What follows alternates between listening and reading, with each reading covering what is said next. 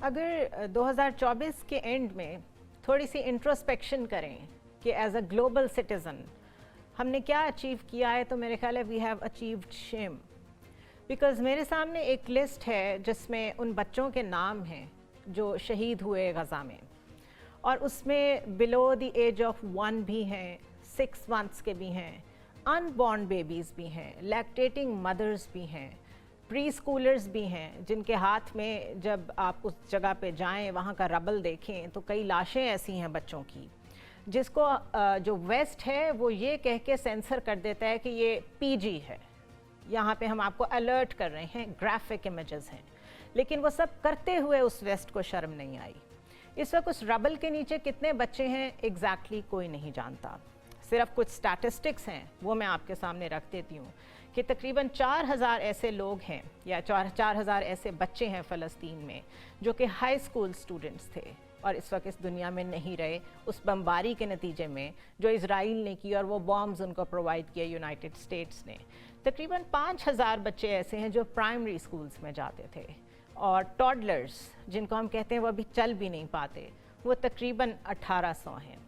Babies below the age of 1 تقریباً 710. یہ تو وہ نمبرز ہیں، وہ سٹیٹس ہیں جو کلیکٹ ہو پائے ہیں. ربل کے نیچے کتنے بچے ہیں، ان کاؤنٹڈ کتنے ہیں، ہاسپٹل میں انستھیزیا کے بغیر سرجریز کروانے والے لوگ کتنے ہیں، ایسی مدرز کتنی ہیں جو پریگننٹ تھیں اور جب ان کی ڈیتھ ہوئی ہے تو وہ 2 جانیں دنیا سے گئی ہیں، ایسے بزرگ کتنے ہیں جو آج اکیلے ہیں، ان کو سنبھالنے والا کوئی نہیں.